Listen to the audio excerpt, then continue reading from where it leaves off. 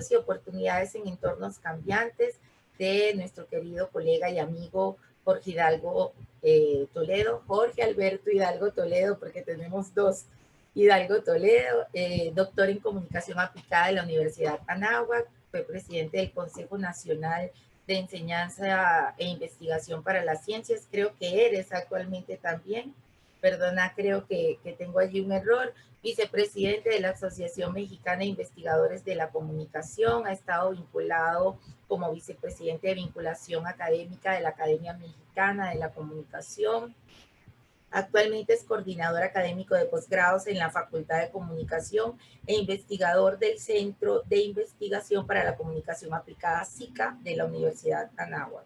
Es coautor de libros de medios y mediaciones de la cultura digital, signo vital, comunicación estratégica en la promoción de la salud y comunicación masiva en Hispanoamérica, entre muchos otros aportes que nos hace desde sus investigaciones. Jorge, muchísimas gracias por tan amablemente aceptar estar con nosotros.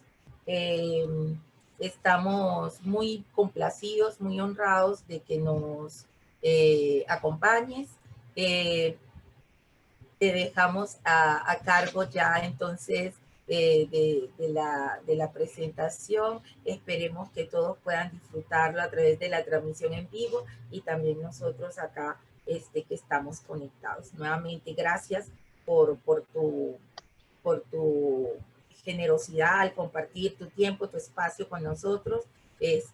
Sabemos que está siempre agenda muy apretada, pero te agradecemos muchísimo. Bienvenido.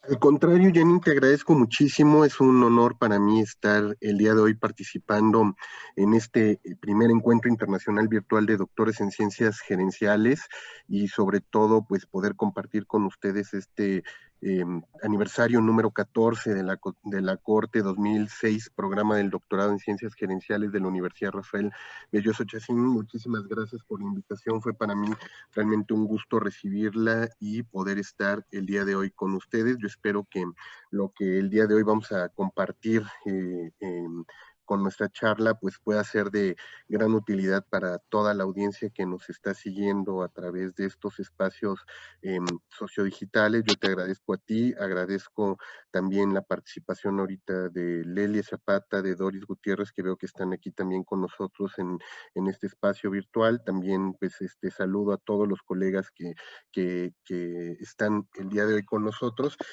Y sobre todo, Janine, pues espero que, como te decía, sea una participación que resulte de interés. Yo he estado escuchando ahorita a lo largo de tu transmisión en el canal de YouTube las intervenciones de los otros colegas que me antecedieron. Sé que han tenido un enfoque también muy profesionalizante, muy rico en términos de las herramientas que pueden brindarle a los expertos hoy en términos de comunicación gerencial, comunicación organizacional. Y yo quisiera partir en este conversatorio, antes de iniciar, pues que siempre estar en un sábado por la mañana para muchos en un proceso formativo, quienes hemos pasado por ahí, pues nos obliga a estar en tres modos de ser y estar, ¿no? Y en términos mediáticos, pues yo sé que algunos se sentirán como si estuvieran siendo protagonistas o de una serie tipo Lost, otros estarán en modo Walking Dead, otros espero que estén en modo Juego de Tronos para poder recibir pues la información que podamos el día de hoy compartirlos, porque sé que siempre es difícil para muchos estos momentos y estos espacios, y por ello les agradezco mucho la atención a este conversatorio. Yo voy a hablar desde el enfoque socioantropológico de la comunicación en términos también filosóficos del momento que nos está tocando vivir. Traigo una presentación, déjenme compartirles. Ahorita nada más que me pide que tendrías que darme un co-hosting ¿sí? Para que pueda yo... gracias, Janine. Gracias, aquí tengo ya la pantalla. Perfecto, no sé si estén viendo por ahí ya la presentación. Bueno, Janine, cuando me invitó a participar con ustedes sobre este tema de retos y oportunidades en entornos cambiantes en función de la comunicación, pues estuve trabajando algunas ideas fundamentales sobre tres momentos particulares que nos ha tocado vivir en las últimas 11 semanas. ¿Y por qué digo que son tres momentos particulares? Porque el mundo pre-COVID parecía apuntar hacia un rumbo particular. Yo siempre en términos muy maclugianos solía decir que el futuro es una metáfora expandida del presente, ¿no? Entonces, realmente, si tomáramos esta premisa de que el futuro es una metáfora expandida del presente, el presente que se vislumbraba antes del COVID tenía ciertas luces, ciertos matices. Sin embargo, cuando nos llegó la contingencia sanitaria prácticamente en toda la región y en el planeta, el mundo dio un giro radical y voy a hablar también de esa realidad, sobre todo en el entorno de la cultura digital, qué fue lo que notamos y lo que vivimos y parte de lo que evidenció esta nueva realidad. Y en tercera instancia, un poco hacia dónde apunta pues esta nueva realidad si se expandiera aún más estas dobles metáforas, la metáfora pre-COVID y la metáfora COVID, hacia dónde nos podría mover a quienes nos estamos enfocando al tema de la comunicación. En primera instancia, yo les comento un poco en términos de antecedentes. Yo coordino un doctorado en comunicación y mercadotecnia estratégica en la Universidad de Anáhuac, aquí en México. Una doble. Ay, perdón, creo que se nos está dando un feedback por ahí. Les decía que justo este doctorado en el cual yo participo, una de las premisas que solíamos tener era la comunicación debería de estar en el corazón estratégico y neurálgico de todas las organizaciones. Hoy prácticamente el área de comunicación en muchos lugares, en muchas instituciones, ya sean públicas, privadas o del tercer sector, se ubicaba a un comunicador ya no como el operador de áreas simplemente comunicación interna, vinculación con proveedores, ya no tenía que ver única y exclusivamente con áreas de apoyo a recursos humanos o capital humano, sino que en muchas de nuestras instituciones al comunicador ya se le estaba viendo como un procesador estratégico de información, como alguien que proveía data fundamental para el desarrollo de su institución, pero también como aquel sujeto que tenía la capacidad de generar escenarios, tecnologías y prospecciones alrededor de sus áreas de impacto, llámese con proveedores internos, proveedores externos, y con cualquiera de los stakeholders tradicionales. Bueno, el escenario del que les voy a hablar prácticamente pre-COVID es un escenario en el que teníamos una serie de agendas que se estaban moviendo en todos los territorios del planeta. El primero de ellos es que habíamos visto desde mediados del siglo pasado, cuando hicimos esta migración de la sociedad industrial hacia la sociedad de la información, esta racionalidad post-industrial que teníamos ya anunciada desde Peter Drucker, Daniel Bell, pues habíamos visto que ya la lógica social no era solamente producir bienes para el consumo diario y servicios para apoyar a todas las estructuras sociales, sino que había un nuevo capital que había empezado a moverse en el mundo y este capital que empezaba a moverse por el mundo tenía que ver con la información y empezaba a moverse como un nuevo energético que empezaba a dar sentido a las organizaciones, a las instituciones y este capital que les digo que empezaba a surgir y empezaba a tener un poder y en el cual los medios de comunicación y las interfaces de mediación jugaban un rol fundamental. Entonces, podríamos hablar de que nuestra entrada a la sociedad de la información en muchos de los países entró no de manera ordenada, lógica y secuencial. En algunos casos llegó de manera agresiva, llegó de manera, vamos a decirles, también inesperada. Y cuando les digo que llegó de manera inesperada, llegó de manera agresiva, es un poco en función de la metáfora que siempre uso para hablar de social información, que es como si todos estuviéramos en una misma playa todos cuando estamos parados en una misma playa y nos llega una ola, hay a quienes esa ola les llega y les rasca la base de la planta del pie y les hace simplemente cosquillitas, los hunde un poco en la arena, a otros esa misma ola los golpea, a otros los revuelca, a otros los ahoga, a unos se los lleva esa ola mar adentro y a otros les permite llegar a otro continente. Y es un poco lo que nos ocurrió a todos con el tema de la sociedad de información. La ola llegó, nos golpeó a todos los países, a todos los continentes, todas las organizaciones, de una manera intempestiva. Sin embargo, con su llegada, había quienes estaban preparados, había quienes no tenían ni idea de lo que se dejaba venir, y hoy día todavía hay instituciones que no tienen idea de lo que viene. Entonces, con esto quiero decirles que la sociedad de la información nos fue preparando hacia diferentes escenarios, pero quizá el más notorio de ellos es que el capitalismo entró en una fase, vamos a decirle, más agresiva, más profunda, más salvaje, más corporativa, más mediatizada, y es este capitalismo que yo les pongo aquí como primer eje de las agendas pre-COVID, que era un capitalismo centrado sobre todo, como dice el periodista francés y sociólogo Frédéric Martel, un capitalismo hip, es decir, un capitalismo centrado en tres sectores: ocio, entretenimiento y tecnologías de información.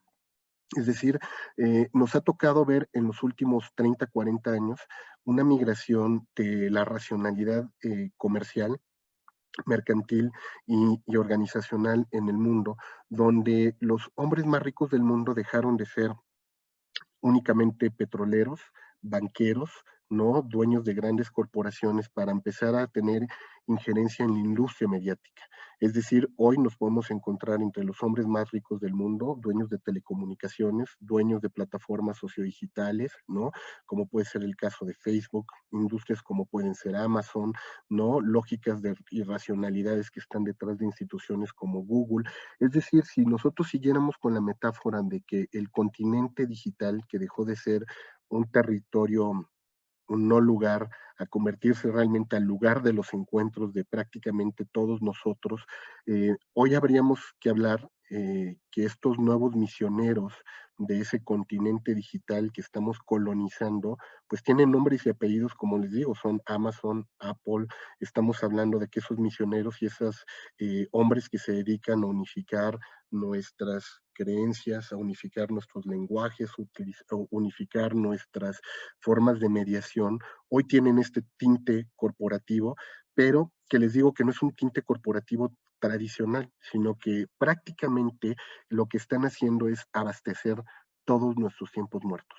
Lo que antes eran los 2 minutos para esperar el camión, entrar a una clase, entrar con el dentista, hacer el supermercado, pasar incluso 2 minutos en espera de que nos atiendan en una tienda para cobrarnos, hoy se han convertido en tiempos de hiperconsumo. Ahí es donde actualizamos nuestro perfil en Facebook, ahí es donde nos enteramos de las noticias a través de Twitter, participamos en la agenda pública, nos involucramos con la vida de los demás. Entonces, como yo les decía, este cruce de pasar de consumir productos y servicios que lo tuvimos durante la era agrícola, la era industrial, hoy pues también estamos consumiendo personas. Y cuando les digo que estamos consumiendo personas, me enfoco a otro de los ejes de la agenda pre-COVID que está detrás de todo este capitalismo hip, tecnológico, de ocio y entretenimiento, que es un capitalismo que tiene su racionalidad basada precisamente en el contemplar y ser contemplado, es decir, la economía del panóptico.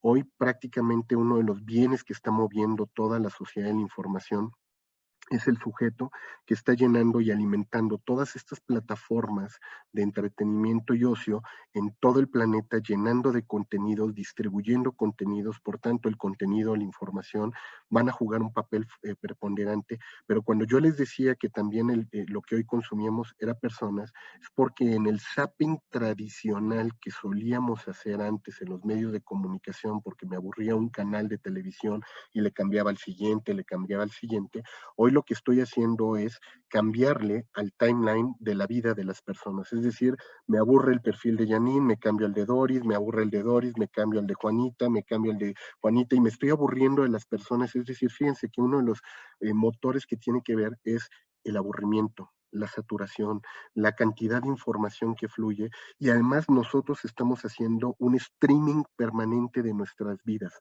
Los 365 días del año, 24 horas al día, 7 días a la semana, estamos alimentando de contenidos esa red y esa red está generando un motor económico que hoy tiene un papel fundamental, sobre todo porque ahorita que entremos a hablar de las agendas que van a seguir el tema del pre-COVID, el post-COVID, van a ver que el tema de la minería de información y el Big Data van a jugar un papel preponderante en esta nueva sociedad de la información en una versión, vamos a decirles, reactualizada. Por tanto, pasamos de una primera fase de la sociedad de la información donde lo que teníamos era, como dice Bruno Latour, una necesidad de ser y estar en ese espacio, todas las instituciones, todos los sujetos, inmediatamente migramos tratando de responder una pregunta de si debo o no debo de estar en la escena digital y la pregunta se resolvió diciendo sí tienes que estar, pero la pregunta inmediata fue ¿y cómo tengo que estar? O sea, ya no tengo que estar, sino el cómo voy a estar en esa sociedad de la información, qué papel voy a jugar en él. Y dimos un brinco a esa famosa web 2.0, donde la gente quiso empezar a tener más diálogo, conversación, interacción con los sujetos, más dinámicas de involucramiento, de participación. Y ahí es donde la industria de la comunicación dejó de ser un proveedor de contenido, un transmisor de información para convertirse en una industria de experiencias.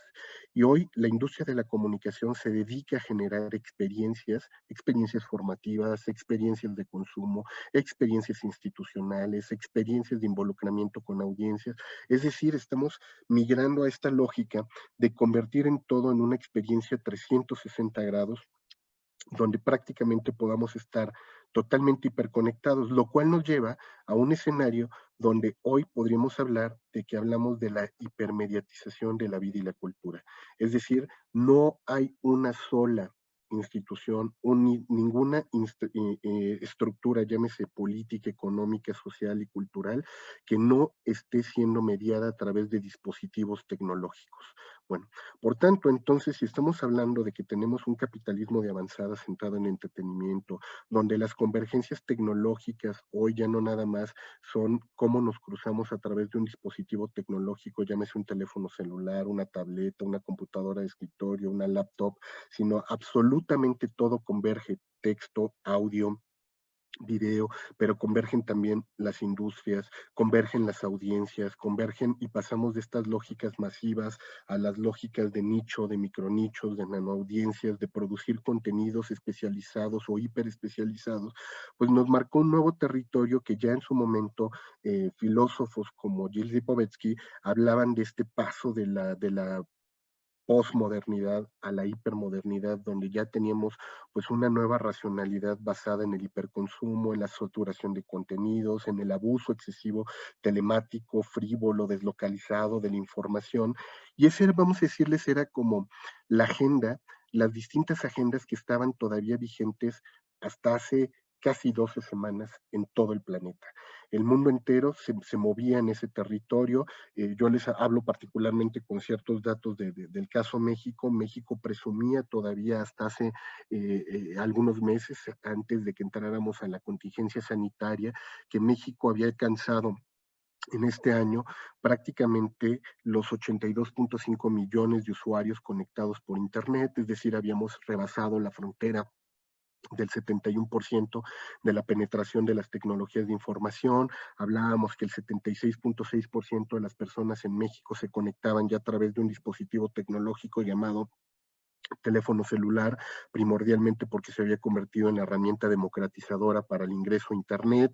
Es decir, presumíamos, entre comillas, al mundo que ya habíamos dado un brinco cuántico hacia esta sociedad digital, donde ya no solamente les digo era estar, ya no solamente era participar, involucrarnos, sino que habíamos llegado a la tercera gran ola, que era la era de la participación, donde todos los sujetos absolutamente estábamos en la posibilidad de establecer vínculos, diálogos, participar, por tanto, un poco en la tónica de José Joaquín Brunner, este sociólogo chileno, pues hablábamos de dos globalizaciones ya, la globalización desde arriba que se generaba desde los órganos de gobierno, las economías, los esquemas políticos y la globalización desde abajo que se estaba generando desde la sociedad civil, donde ya hablábamos de ciudadanos que participaban en la agenda pública, o por lo menos eso creían cuando contestaban un tweet o mandaban un mensaje a alguno de sus gobernantes a través de su timeline. La gente organizaba movimientos sociodigitales a través de las redes sociales y de pronto pues movían, tocaban las estructuras, golpeaban las estructuras e incluso llegaron a generar golpes de Estado, generaron cambios en los gobiernos, metieron nuevas agendas en la arena pública a través de estas herramientas. Por tanto, había grandes promesas detrás de esta sociedad de la información. Hablábamos, como les digo, incluso en términos de metáfora, que por cada giga de ancho de banda se iba a incrementar un punto porcentual el Producto Interno Bruto de los países. Habíamos migrado ya de la lógica industrial hacia y de incluso de la idea de las famosas industrias culturales a las industrias creativas. Había una gran esperanza por la economía naranja, por estos nuevos inversionistas que estaban moviéndose en torno a las culturas digitales.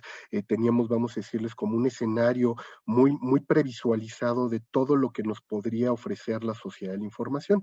Por tanto, cuando teníamos metáforas tan fuertes como estas y veíamos los números, como les digo, en el caso de México, donde nos decían, rebasamos la frontera del 71% de penetración en términos de la sociedad de información, pues uno volteaba y veía el dato y decía, bueno, sí, es una tristeza que el 30% de mi país esté excluido de las dinámicas digitales. Sin embargo, las promesas de los gobiernos federales llegaron en muchos de nuestros países a decirnos no se preocupen porque nuestro plan de trabajo en agenda digital va a ser el Internet para todo, la democratización del Internet, donde todos nos vamos a subir a esta ola y nuestra idea de bienestar va a estar marcada en función de todo esto. Sin embargo, ¿qué pasó en las últimas 11 semanas? En las últimas 11 semanas de pronto nos dimos cuenta cuando arrancamos prácticamente esta dinámica del COVID, que todas las promesas de la sociedad de la información empezaron a evidenciar más aún las grandes brechas sociales que teníamos en nuestros países. Lo primero que nos dimos cuenta cuando nos dijeron de golpe a todos, de la noche a la mañana, vas a tener que correr a refugiarte a tu casa y desde ahí vas a tener que hacer teletrabajo, teleeducación, donde todo el comercio se va a volver telemático, donde todos los, vamos a decirles, las instancias van a tener que hacer una migración, nos dimos cuenta que de esos números que traíamos como grandes promesas, había grandes falacias. Y les pongo el caso México. 71% de penetración, se hablaba de que en promedio, vamos a decirle, si nosotros estandarizábamos la media nacional, era de un 54.9 la penetración. ¿Por qué? Porque teníamos estados como Chiapas, el estado más pobre de nuestro país, donde la penetración en comunidades urbanas, clase media, que es particularmente quien más tiene acceso a este tipo de tecnologías de información, no llegaba ni al 18.8%. Entonces, ¿de qué nos dimos cuenta? Que en un México había muchos Méxicos, pero lo mismo nos estaría ocurriendo seguramente en Colombia, en Venezuela, en Argentina, en Chile, en toda nuestra región. Nos dimos cuenta que lo que estaba detonándose es que teníamos un país urbano, clase media, que no tenía nada que ver con el país rural, que en la gran mayoría de nuestra región es lo que más abunda, pero peor aún, que había, en mi caso, un México indígena que ni siquiera tenía acceso a estas tecnologías de información. O sea, imagínense en estos estados como Chiapas, donde tenemos grandes comunidades de indígenas originarias, incluso no hablo de una sola comunidad originaria, en Chiapas puede haber 4, 5, 6 comunidades originarias para las cuales ni el gobierno, ni la economía, ni los generadores de contenido se habían preparado nunca. Por tanto, empezamos a ver que había muchos países dentro de un solo país, que había muchísimas realidades dentro de esa misma realidad. ¿Por qué? Porque también tuvimos que darnos cuenta que esta lógica estructural que venía manteniéndose dentro de nuestros países, que era la metáfora de la familia tradicional, familia nuclear, padre, madre, hijos, que eran los que pensábamos que estaban de alguna manera refugiados en un hogar, no tenía nada que ver. En nuestro país tan solo hay 16 estructuras de familia, llámese desde la familia nuclear básica hasta el que vive con sus roomies, el que vive solo, la madre soltera, el padre soltera, familias homoparentales, familias de diferentes familias estructuradas de diferencias, preferencias sexuales, es decir, 16 estructuras familiares y a eso multiplíquenlo por 5 niveles socioeconómicos, multiplíquenlo en términos tridimensionales por urbanos, rurales e indígenas, es decir, la cantidad de formas estructurales que se tuvieron para vivir una pandemia, lo cual nos hizo hablar de nuevas divisorias, porque entonces ya no solamente hablábamos de los de arriba, los de abajo, los del norte, los del sur, ricos, pobres, hoy teníamos los de adentro y los de afuera. Los que se quedaron fuera porque tenían que seguir con sus dinámicas de vida tradicional y no podían refugiarse en su casa, hacer ni teletrabajo ni teleeducación, porque viven en la subsistencia, incluso en condiciones casi de sociedad preagrícola, ¿no? En muchas de nuestras regiones. Y estamos hablando que seguramente fuera de Bogotá, de Medellín, a menos de 15, 20 kilómetros, están viviendo todavía en condiciones de sociedad agrícola.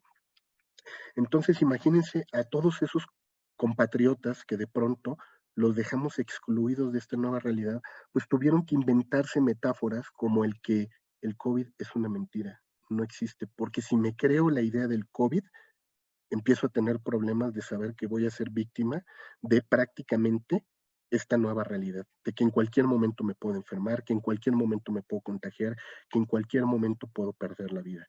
Y los de adentro, en lugar de decir qué bien la vivo, estoy prácticamente llevándola, nos convertimos en sobrevivientes en esta nueva realidad que nos tocó vivir. Bueno, pues dentro de esa nueva realidad que les tocó vivir a los privilegiados, como muchos de nosotros que tenemos la posibilidad de conectarnos, nos dimos cuenta que la infraestructura tecnológica que se había montado en muchos de nuestros países no daba para poder sobrellevar esta realidad. ¿Y a qué me refiero con esto? Que ninguna casa estaba preparada para que 2, 3 hijos, padre y madre, pudieran estar conectados al mismo tiempo con un ancho de banda como los que tenemos en nuestros países para poder estar recibiendo de manera simultánea educación y teletrabajo, donde no había 5 computadoras por hogar, ¿no? En el caso de México, que tenemos 3.4 miembros por familia, ¿no? En un país de 129 millones de personas, pues imagínense lo que fue de pronto saber que tu hijo tiene que estar tomando clases y a lo mejor tú vas a tener que prestarle cuando mucho tu teléfono celular y que lo tienes cargado o precargado con 100 pesos de acceso a Internet y que se te van a acabar muy probablemente en los primeros 5 minutos de transmisión de contenido digital por el ancho de banda. En México, aun cuando se quiso recurrir otra vez a fórmulas como la telesecundaria y empezar a transmitir de manera satelital por televisión la educación, tan solo pudieron el 40% de los niños de nuestro país acceder a esa fórmula. Tecnológicamente hablando, imagínense cuántos se quedaron marginados. ¿Cuántos de ellos se quedaron marginados cuando muy probablemente eran el primer hijo de su familia que tenía acceso a una educación? Por tanto, cuando volteaba y le preguntaba a su papá, papá, ¿cómo se hace esto? El papá ni siquiera hablaba español, el papá no sabía leer, el papá no sabía escribir. Por tanto, empezamos a vivir una nueva dinámica con nuevas agendas y multibrechas que ya no solamente tenían que ver con el acceso, la brecha del acceso, la brecha de género, la brecha de edad, ya no solamente tenían que hablar de la brecha cognitiva, sino que hoy hablábamos de brechas como infopobreza, inforriqueza, y aun cuando había gente que se decía que estaba alfabetizado digitalmente para entender esta nueva realidad, empezamos a vivir por parte de los medios de comunicación y estas lógicas de golpeo a los gobiernos y de alguna manera de orquestar campañas de desinformación, pues temas como la infodemia, ¿no? Es decir, la saturación excesiva de mensajes de desinformación, pero también la infoanemia, es decir, contenidos carentes de sentido, carentes de esencia, que le pudieran ayudar a la gente a entender la nueva realidad, a sobrellevar la nueva realidad, y por tanto entonces empezamos a vivir una infoxicación donde la gente ya no sabía cómo distinguir entre noticias falsas, hechos falsos, información mezclada con entretenimiento, temas de saturación de información y pues obviamente, ¿qué es lo que generamos?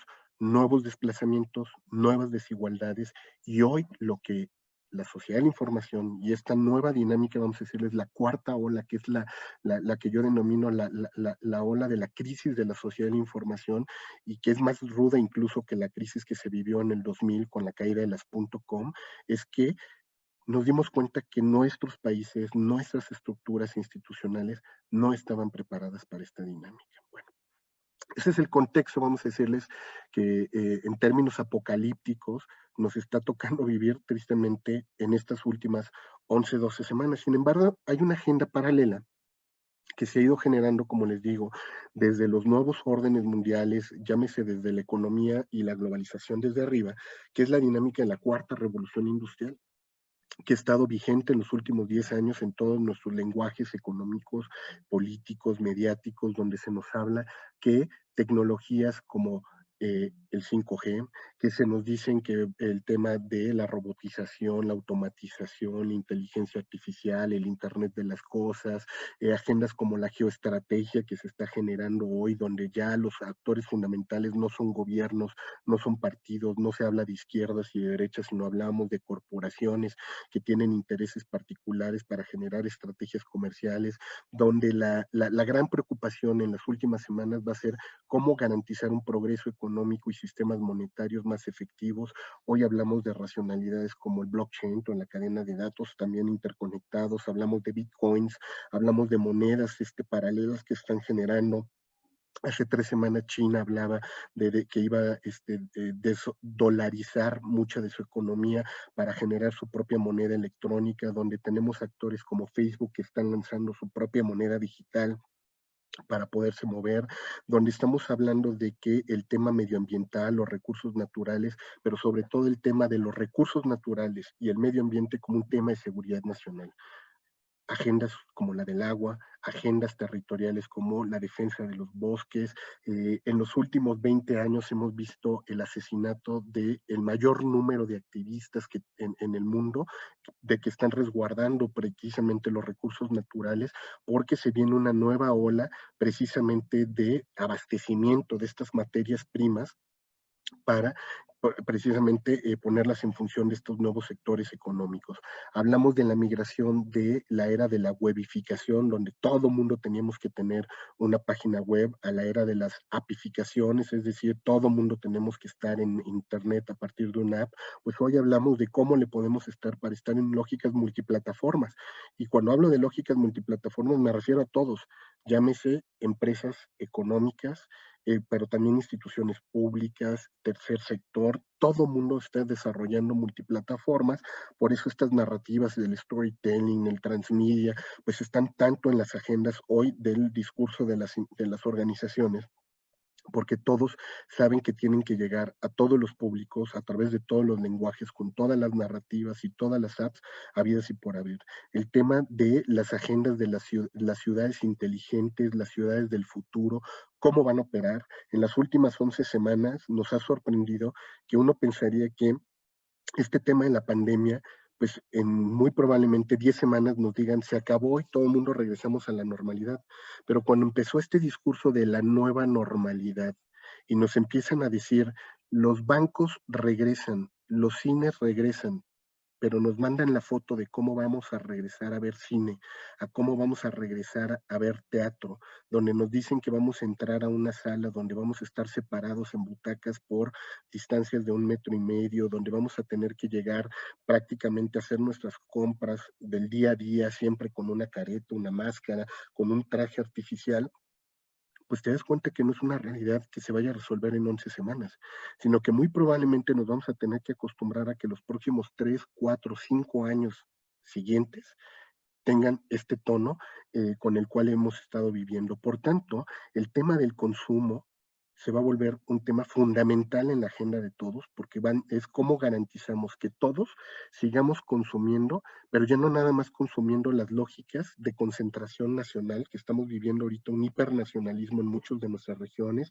y no sé si alguno de ustedes ha tenido la oportunidad de ir a los centros comerciales, de pronto salir a hacer la compra a un supermercado, y te das cuenta que antes los supermercados que habían saturado de marcas multinacionales su presencia, de pronto empiezan a desaparecer y esos bienes solo los puedes comprar por comercio electrónico, ¿no? Y lo nacional es lo que está empezando a llenar, obviamente otra vez, los mercados y empiezan a darle sentido también otra vez a cómo reabastecer la economía de los microempresarios, de los pequeños, obviamente agentes locatarios de comunidades que antes ni siquiera pensaban en pasar ni siquiera a la sociedad industrial, pues hoy vamos a ver que de pronto tendremos que hacer que migre el campesino a través de una app, a través de una plataforma digital, a ofrecer sus sentidos, sus productos y servicios. Hoy por lo menos nosotros hemos visto que el Consejo Nacional de Ciencia y Tecnología, CONACYT de nuestro país, ha implementado una campaña para desarrollar y digitalizar a todo.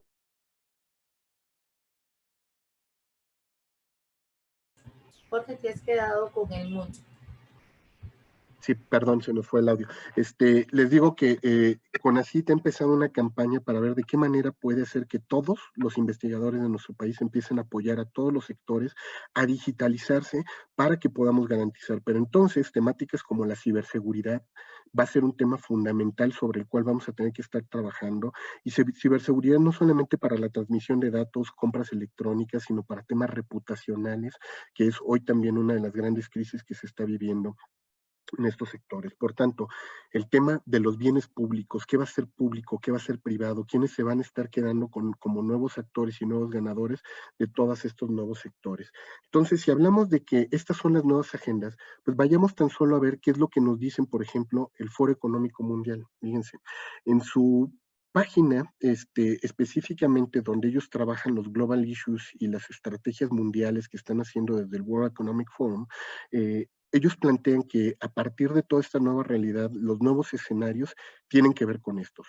Una, les decía yo, el tema de la cuarta revolución industrial, si ya era una agenda fundamental sobre la cual se iba a trabajar, hoy se va a exponenciar en temas claves como ética, identidad, tecnologías ágiles para el tema de gobernanza, cómo garantizar equidad, participación, incluso paridad de género, cómo generar disrupción en el sector económico, cómo generar nuevas habilidades y conocimientos y competencias en todas las áreas y todos los sectores para garantizar, como les digo, el tema de seguridad, el tema de mediación para conflictos, los nuevos conflictos que se van a desarrollar a partir de todos estos temas.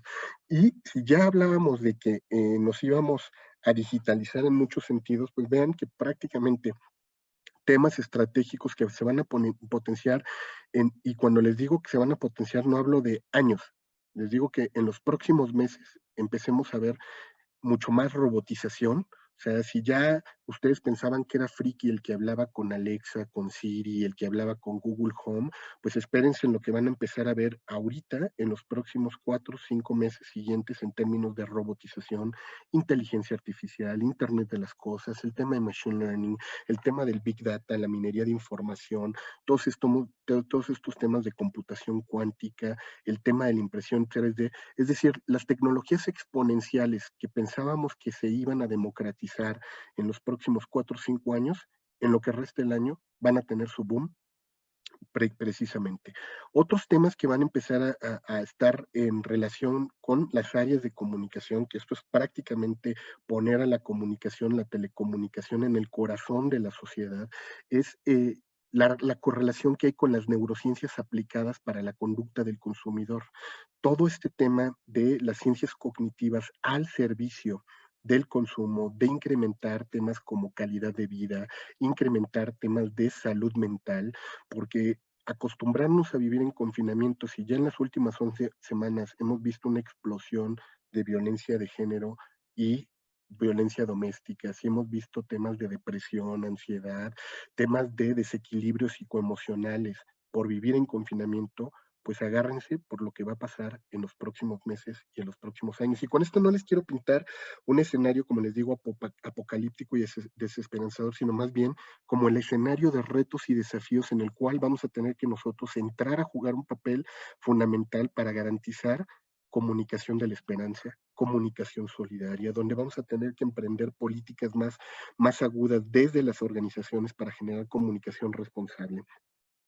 En términos de comunicación digital, fíjense, si yo ya les decía que íbamos a tener que implementar todo este tema de la conectividad y la cobertura universal, nuestros gobiernos van a tener que garantizar en los próximos meses políticas públicas para fundamentar todo este tema del acceso universal al tema de la conexión, garantizarnos que vamos a estar circulando en todas estas plataformas de manera segura, donde se va a tener que hablar de sustentabilidad de la infraestructura de la telecomunicación, sobre todo porque es una tecnología que cambia de manera acelerada a muy pronto plazo. Estamos hablando de que los ciclos de vida de la tecnología hoy no exceden a los 6 meses, a los 6 meses ya se está renovando una tecnología y actualizando, pues hoy van a tener que generar tecnologías modulares que, aunque se actualice una parte del módulo, no termines desgastando toda la infraestructura que ya tienes y seguirla capitalizando.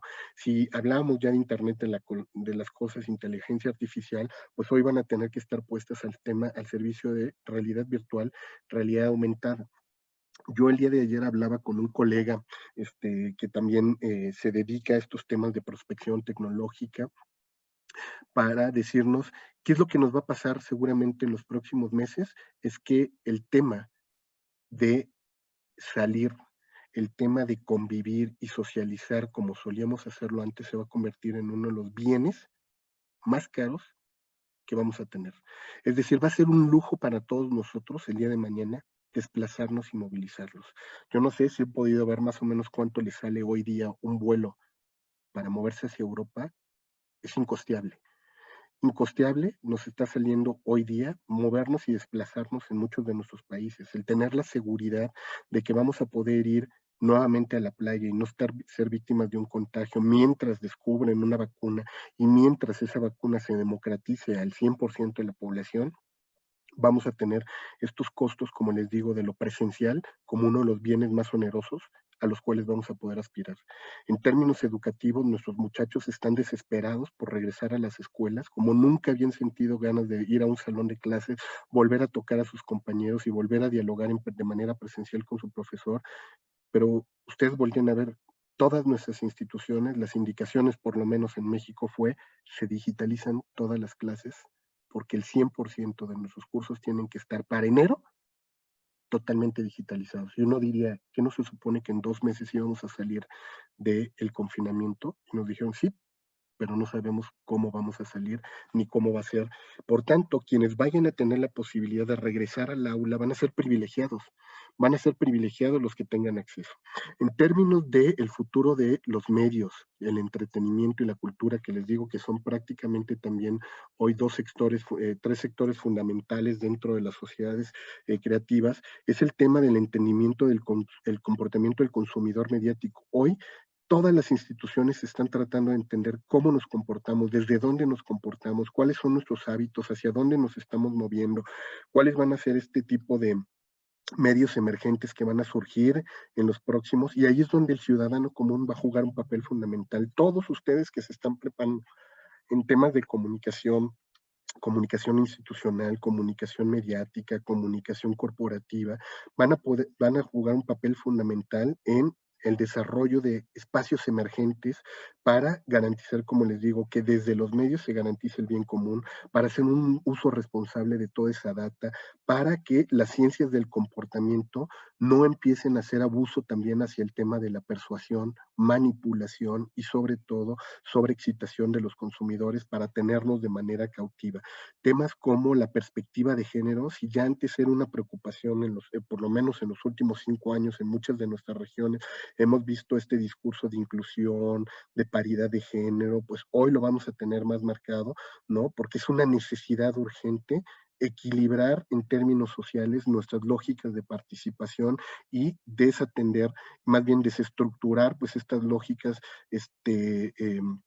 machistas que existían dentro de las corporaciones, donde no les había un reconocimiento del papel y contribución de la mujer en todos los entornos sociales. En términos de las artes y la cultura, como les digo, la explosión de las industrias creativas, mediáticas y entretenimiento será prácticamente el eje sobre el cual nos estaremos moviendo en los próximos meses. Y hay un tema fundamental, esta palabra en la cual nos vamos a tener que convertir especialistas, muchas de las organizaciones, instituciones académicas, en detonar emprendedores sociales en las áreas de comunicación.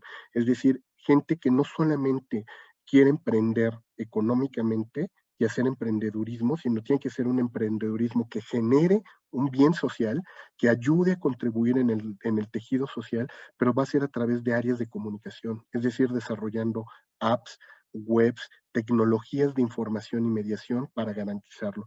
Por tanto, la agenda de la alfabetización hipermedial va a ser urgente para que todos los sectores puedan estar de manera crítica y no solamente de manera operacional en la industria de las tecnologías de información.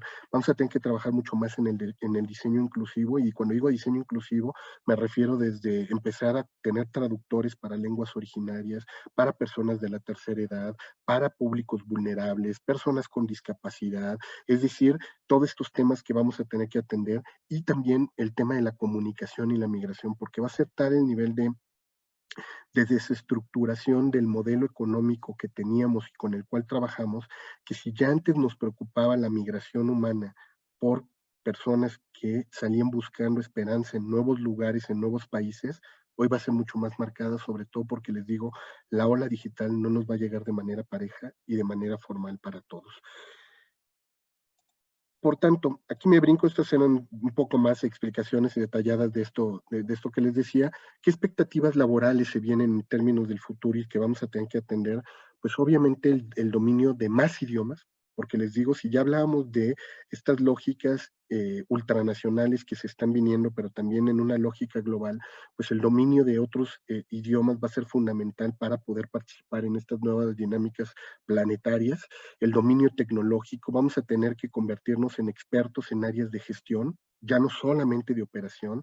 Por tanto, las nuevas áreas en las que vamos a tener que desarrollar competencias y habilidades tienen que ver con temas como informática, telefonía móvil, biotecnología, temas de realidad virtual, multimedialidad, inteligencia artificial, temas de ciberseguridad. Hoy el tema de las humanidades digitales se vuelve un tema central para, sobre todo, estar pensando desde lo filosófico y lo sociológico, el tema de la ética que hay detrás de todas estas nuevas formas económicas, políticas y sociales. Si ya el tema del comercio electrónico era alguna preocupación para muchos de nosotros, cómo migrar hacia hacer mercadotecnia digital, pues hoy vamos a tener que vivirlo en una fórmula mucho más acelerada. ¿Qué macro tendencias empezamos a ver? Pues como les digo, la explosión de todas estas herramientas tecnológicas robotizadas que ya vienen, que ya les había mencionado como parte de todo esto, pero ustedes fíjense, todo esto tiene que ver también con un tema que vamos empezar a tener que empezar a repensar desde la academia, repensar desde las organizaciones en el tema de la convivencia hombre-máquina, máquinas y máquinas que empiezan a controlar y pensarnos. Hoy quizá a lo mejor toda esta cultura cyborg los parezca como de ciencia ficción, como de prácticamente narrativa cinematográfica y literaria, pero yo les puedo decir incluso dentro de mi doctorado, la cantidad de alumnos que tengo trabajando en proyectos doctorales sobre este tema, implantes de microchips para temas de consumo, el tema de desarrollar tecnologías incrustadas en el ser humano para medirte desde temas como salud, como el que puedan tener un control de todos tus desplazamientos sanguíneos, el que puedan tener en un controlador todo cómo está operando tu organismo de dentro generando nanotecnología.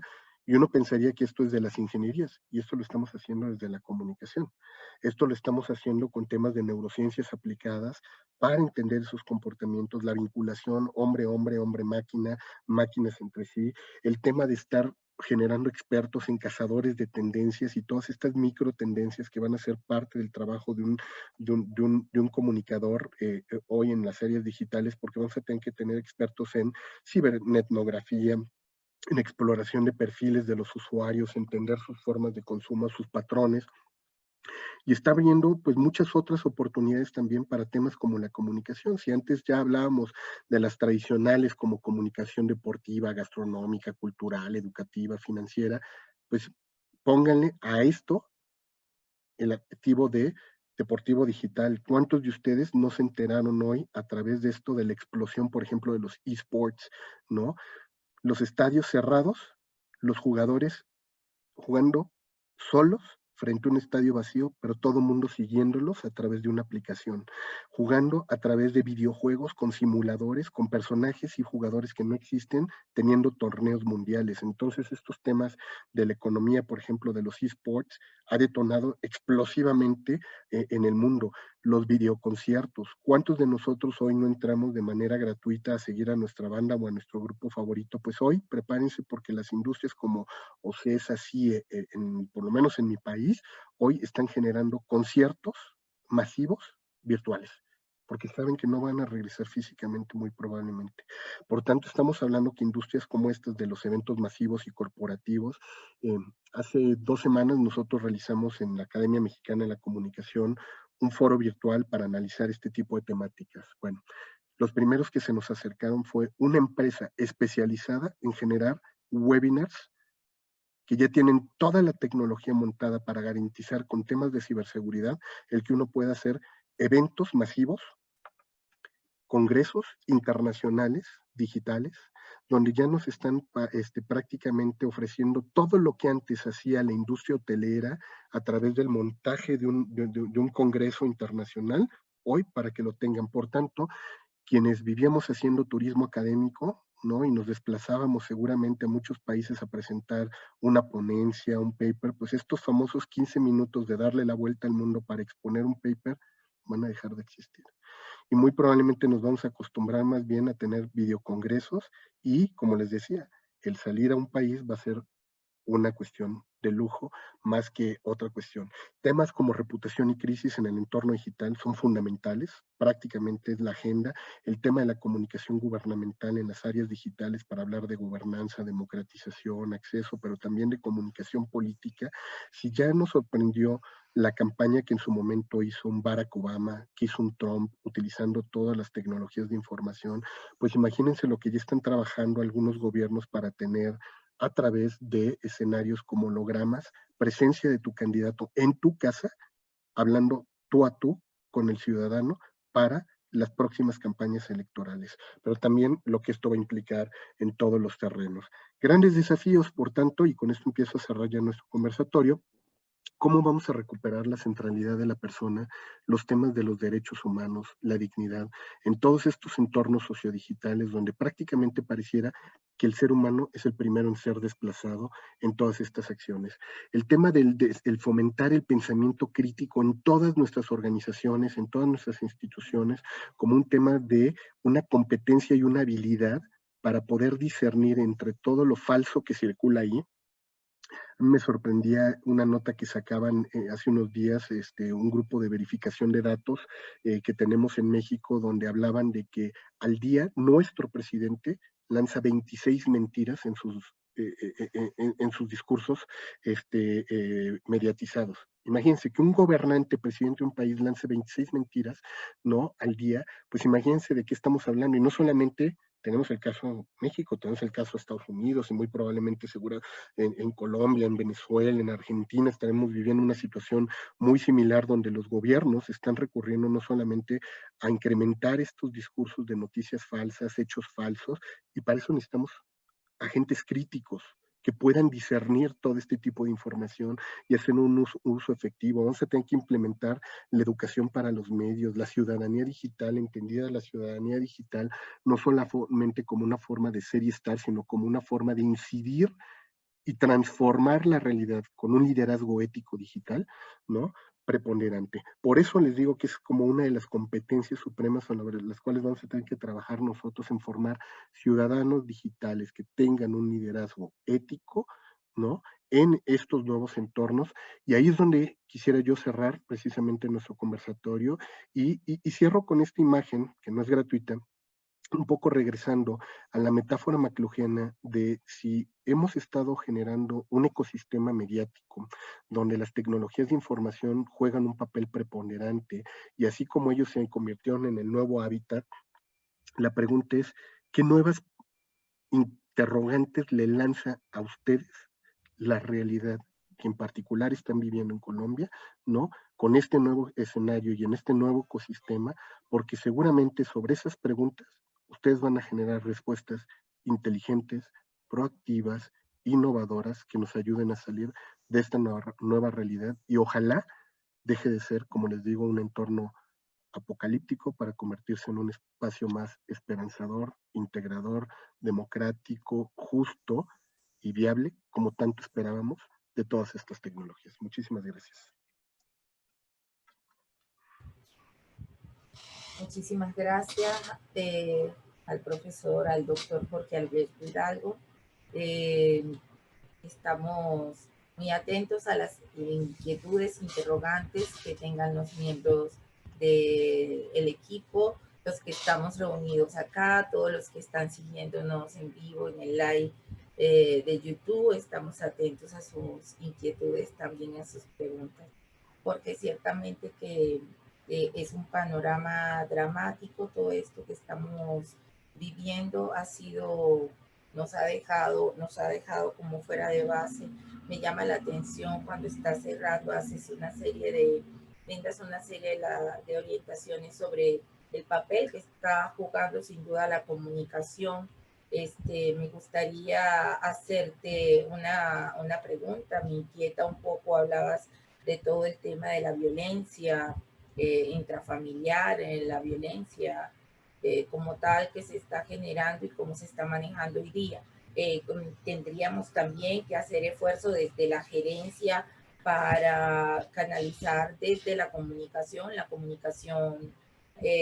home and office y la comunicación familiar, porque es que ahora el trabajo se nos fue a la casa, la organización está en la casa, entonces cómo poder integrar esos espacios sería una de las preguntas que te hago mientras vamos leyendo también en el chat. Sé que están varias inquietudes, entonces permíteme que vamos leyendo. Si quieres, te voy respondiendo, Janina, a Listo, ese interrogante avance. que creo que es fundamental. El tema de la salud mental va a ser un trabajo preponderante hoy para la sociedad. Si ya habíamos entrado a este siglo como uno de los siglos donde se nos marcaba por Henry Monroe, que decía que iba a ser uno de los siglos más tristes y deprimentes en términos de que íbamos a ver mayor número de soledades, mayores explosiones de los discursos polarizados, donde los grupos extremos se iban a radicalizar.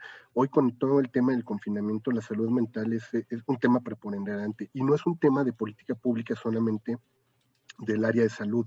Va a ser un requerimiento que van a tener que emprender todas las organizaciones y qué buena tu pregunta, porque cuando hablábamos del tema de teletrabajo, tan solo quienes lo han estado viviendo sabrán que nuestra actividad productiva se incrementó 3 o 4 horas al día.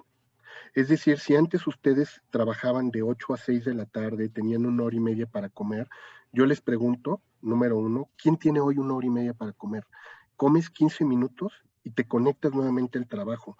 De pronto nuestros horarios se deslocalizaron. ¿Por qué? Porque muy probablemente a lo mejor alguna de nuestros colegas que con justa razón de pronto tiene que dejar el trabajo por ayudar a sus hijos a hacer la tarea, por atender, porque nadie le apoya en casa y de pronto sus jornadas se volvieron triple porque es mamá trabajadora, es ama de casa, tiene que atender a educadora a los hijos y se cuadruplica su jornada muy probablemente, pues ella con toda y justa razón no va a poder atender de 8 a 3 de la tarde el trabajo y muy probablemente se va a tener que estar conectando 9, 10, 11 de la noche, lo cual hace que si en un momento dado ella tiene que tener una junta, pues la va a convocar a las 8 de la noche y Janine, que decía, pues yo salí a las 6, pues adiós Janine a las 6 de la tarde, a las 9 de la noche se tendrá que conectar para poder estar en una junta virtual, lo cual estos horarios deslocalizados y el tema de conciliación, familia y trabajo nunca se pensó desde las organizaciones.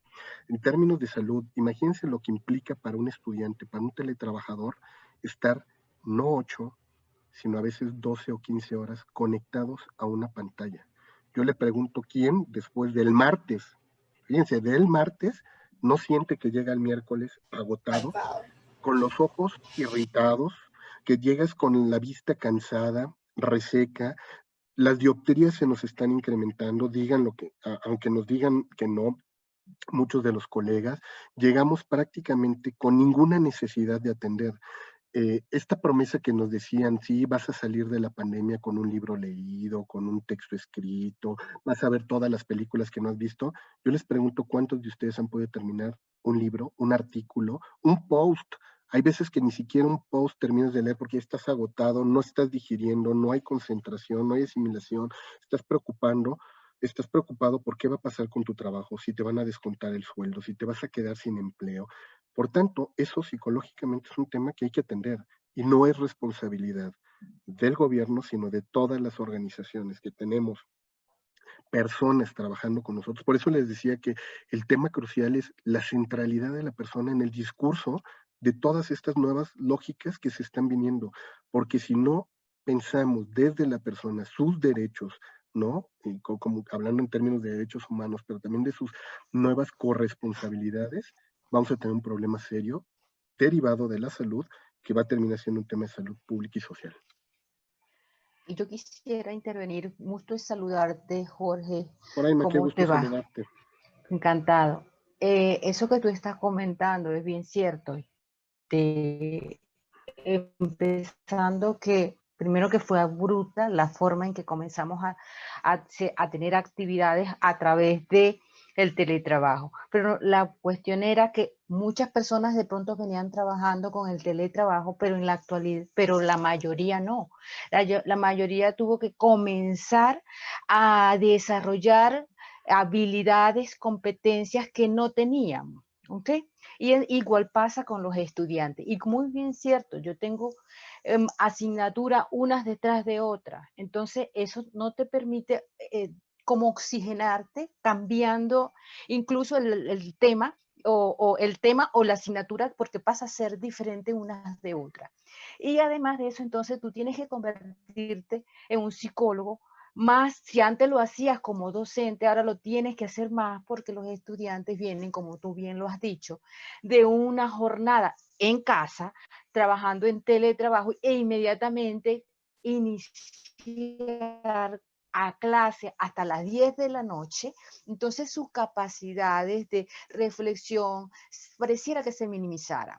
¿Ok? Porque no han tenido tiempo de leer la actividad que vas a compartir o socializar con tus compañeros, las actividades que tienes que hacerlo con el docente. Entonces se ha vuelto muy difícil para el estudiante, de verdad que sí. Y si a eso le agrega el poco tiempo que tiene de tener noticias, donde como me dicen ellos, yo le hice una actividad justamente con respecto es de comunicación y cómo se está, cómo están apreciando ellos la comunicación desde la organización, desde el teletrabajo como empleados y también en fin, de la sociedad. Y me dicen que están, como tú bien lo decías, desesperados para ir a clase porque consideran que la inseguridad en la casa es peor que estar en la calle, que estar en una universidad compartiendo con su compañero, porque lo viven todos los días, de que hay mucha inseguridad con la misma familia que maltrata aún los hijos, maltrata a los padres, se maltratan. Entonces lo ven entre los compañeros, se los comunican a otros. Entonces, de verdad que desde ese punto de vista, más que comunicadores, también tenemos que ser un poco psicólogo y ayudarlos, porque, ok, tú fíjate que tú das una gran cantidad de información con respecto a cómo va a ser el próximo, cómo van a ser los próximos días, cómo van a ser los próximos meses, años, y cómo va a ser la dinámica en el aprendizaje. Entonces, y de por sí la mayoría va a ser a través de internet, a través del ciberespacio. Entonces, hay que ir, las instituciones tienen que ir buscando un equilibrio, buscando estrategias de aprendizaje, estrategias de socialización con ellos para poder comprender y cómo buscar la forma más acertada para dictarles unas asignaturas, por ejemplo. Unos estudiantes me decían, profe, porque hay otra cosa, el estilo de cada persona es diferente uno con otro. Tú tienes estudiantes que son pueden ser intuitivos, pueden ser más hacia adentro, ¿verdad? Y hay que aplicar mucho la neurociencia, hay que aplicar PNL, porque no todos los estudiantes tienen, todas las personas tienen el mismo ritmo. Hay personas que no toleran estar 8 horas frente a viendo videos, o escuchando, intercambiando información con otras personas. Entonces, también eso tenemos que tomarlo en cuenta, porque no todas las personas son iguales. Entonces, hay que enfocarse mucho al estudio de los nuevos aprendizajes, porque sí se ha visto que de pronto con videos, como yo les digo a ellos, de pronto con video, pero que estén fijos, es un nuevo proceso de aprendizaje que tenemos que empezar a prepararnos para abordarlo con los estudiantes y con todos los profesionales, porque todos tenemos ritmos diferentes de estilos de aprendizaje y de compartir. Bueno, quería socializar eso contigo y con todo el grupo, desde mi experiencia que me ha tocado todos estos días, el día a día, y que hasta uno mismo uno se ha sentido mal, se ha enfermado, porque todo el día, casi 14 horas me han tocado a mí, y de verdad, si tú te sientes mal, tú tienes que tomar en cuenta que, por ejemplo, en el caso de nosotros que estamos en el área de la educación, son 6 profesores que le están enviando tareas a los estudiantes, que están haciendo muchas actividades, aparte de compartir con sus hijos en la casa, con la familia y todo lo que representa además el trabajo afuera. Entonces, bueno, quería compartirlo, mi experiencia de lo que he vivido todos estos meses con ellos. Por supuesto, Moraima, yo creo que ahí el tema es crucial porque eso nos habla de una nueva alfabetización emocional que tendríamos que tener todos los sujetos. Porque te digo, tú hablas ahorita desde el proceso de recepción, es decir, cómo lo están padeciendo tus alumnos, pero tú como docente, ¿quién te preparó a ti para estar 12 horas Total. emocionalmente dando este tipo de cosas? Y que te digo, y que des el brinco de soy mamá, soy trabajadora, y de pronto me tengo que conectar al doctorado y de pronto me tengo que conectar a otro tipo de actividad.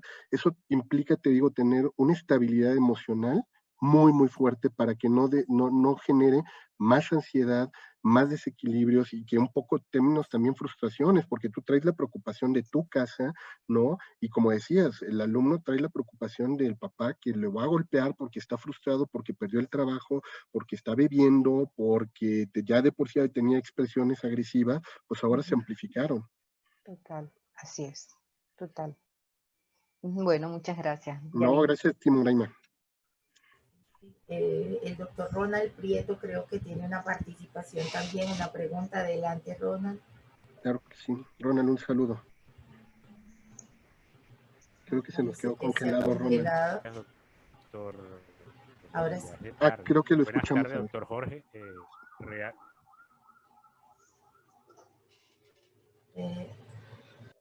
Se cortó, Ronald. Ronald, activa tu micrófono, creo que lo ha silenciado por error.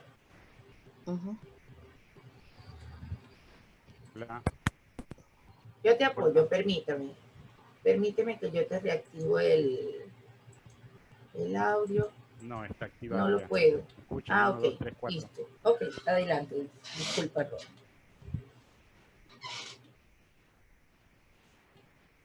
Adelante, Ronald, si quieres lanzar tu comentario. Sí. Sí, parece que tiene problemas con internet.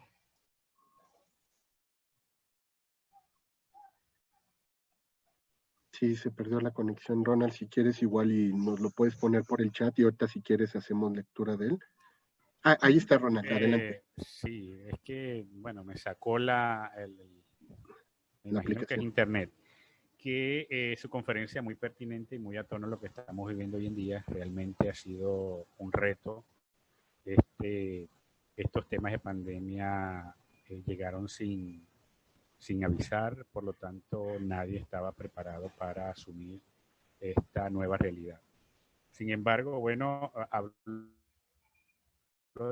desde mi experiencia como docente y como directivo de una universidad acá en la ciudad de Barranquilla, en la Universidad Simón Bolívar. Ha sido un reto grande poder adaptarnos a toda esta dinámica que se está viviendo hoy en día. Como lo decía la doctora Moraima, ha sido difícil, ha sido duro, porque no es lo mismo estar en un salón de clase donde hay un grupo de personas, dictar una clase, quizás interactuar de otra forma, hay momentos de descanso para el profesor y también para los estudiantes.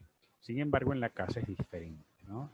Estamos hablando de estudiantes de estrato 1, 2 y 3, que en muchos de los casos no tienen las herramientas para poder interconectarse con el profesor, no tienen un WhatsApp o no tienen un plan de datos que les permita hacerlo. Entonces, bueno, esa dinámica ha sido un poco compleja.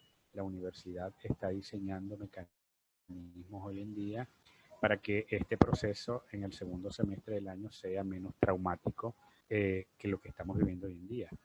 De verdad, quisimos nosotros, a través de la mediación virtual, seguir con nuestras clases de 2 horas, en muchos de los casos 3 horas, conectados con un grupo.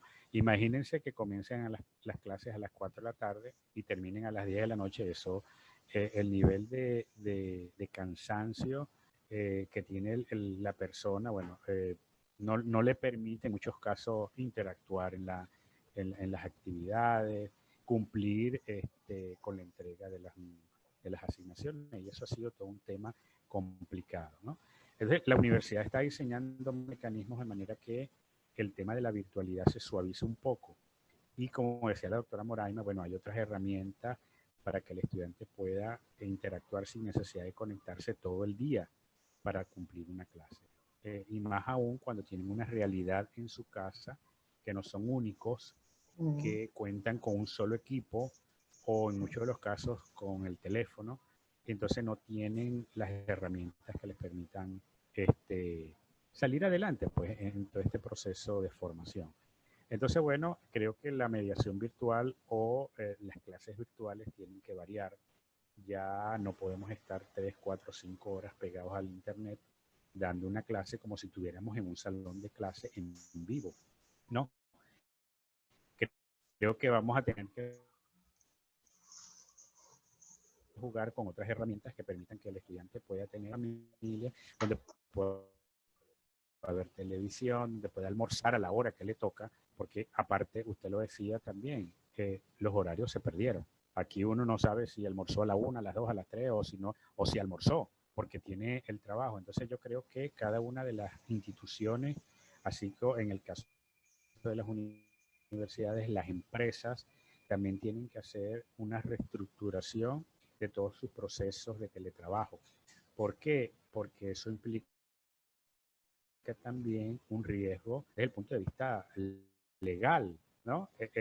Un problema de salud, el tema emocional juega un papel importante allí. Y bueno, para que podamos asumir estos procesos de cambio con toda normalidad, con toda tranquilidad, creo que emocionalmente tenemos que estar bien.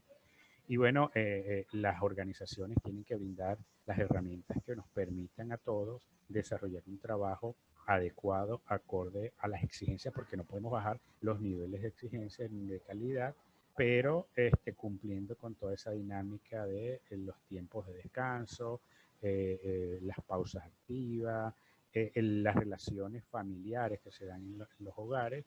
Y bueno, esto es importante. Yo lo vivo todos los días. Yo tengo 3 hijos, 2 están en colegio y 1 en universidad, y tengo 2 portátiles. Imagínense ustedes el uso de ese computador. Pasa todo el santo día prendido, cada quien en sus actividades, yo conectado por el teléfono, el hijo pequeño necesita hacer actividades y tengo que atenderlo. Entonces, somos profesores de colegio, somos profesores a nivel universitario, somos directivos porque atendemos infinidades de reuniones todos los días, que se nos prolongan hasta la noche. Entonces, creo que sí es cierto que hemos extendido nuestro horario laboral, creo que 3 horas más y en muchos de los casos mucho más. Entonces, Mucho muy más. pertinente, felicitaciones por su conferencia. De verdad que, Janine, súper pertinente para lo que estamos viendo y viviendo en estos momentos y de verdad es digna de poder multiplicar esa conferencia en distintos escenarios en los cuales estamos inmersos, todos los que estamos acá en el mundo de la academia. Muchísimas gracias, Ronald. Yo creo que estos temas que tocas importantísimos, y yo te diría no solamente en términos de lo que hablamos, dislocación de los espacios, los horarios, sino el tema de la dislocación de lo privado y lo público, porque si ya de por sí para nosotros entrar, vamos a decirles, a la esfera privada y cognitiva del alumno era un desafío. Hoy estamos entrando hasta su recámara.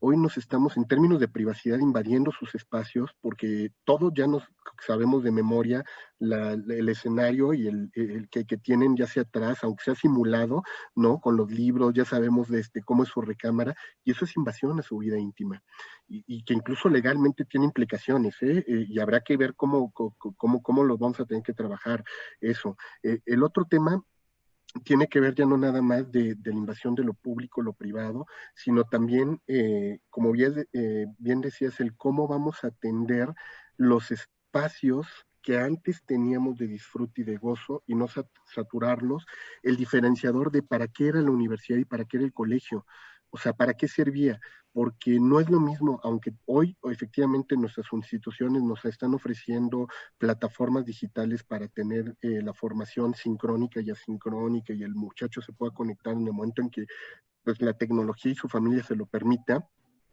el espacio de socialización del conocimiento se perdió. O sea, que era una virtud que tenía el aula, el poder llegar y estar con los tuyos, dialogar con los tuyos, el encuentro, la posibilidad de rebotar las experiencias, hoy no la tienes en esos espacios sincrónicos. O sea, porque no es lo mismo que tú por necesidad en un espacio formativo digas, bueno, tomaré esta materia de manera cuando mis hijos estén dormidos y a la hora que nadie esté trabajando en casa, a que toda tu jornada la tengas que hacer conectado. Eso es totalmente diferente porque ya te obligó. Entonces la persona va a decir, ¿y para eso pago? Para eso pago para una institución, para irme cuando ahí sí, en el momento en que yo quiera, me puedo meter a un Coursera, me puedo meter a un webinar y generar conocimiento de otra manera. La pregunta que nos tendríamos que hacer dentro de las instituciones educativas es, ¿y cuál va a ser nuestro diferencial? ¿Cuál va a ser la diferencia? Porque aunque tú digas, no, pues es el profesor, no es cierto, tú das clases en 2, 3 universidades, Ronald, ¿qué es lo que va a presumir la universidad? Yo tengo a Ronald, pues sí, lo tenemos 3. Es que su diseño instruccional lo tenemos los 3. La manera como te conectas lo tenemos todas. Entonces, ¿cuál va a ser el diferencial de las instituciones académicas? Y es un tema de verdad que hoy día en el mundo se está debatiendo, ¿no? Sobre el futuro de la educación y las instituciones educativas por todo este tema, ¿no? ¿Qué es lo que vamos a ofrecer de diferente si ya no está el sistema de relaciones, si ya no está el quién es tu compañero de banca y cómo construyes con él tu futuro de trabajo? Entonces yo creo que ahí hay una reflexión muy valiosa y que ahorita nos la detonaba Ronald, que habría que cuestionarnos nosotros, para saber cuál va a ser ese valor diferencial único que nos va a distinguir. Bueno, muy bien, agradecidos a todos. Mientras todos van a activar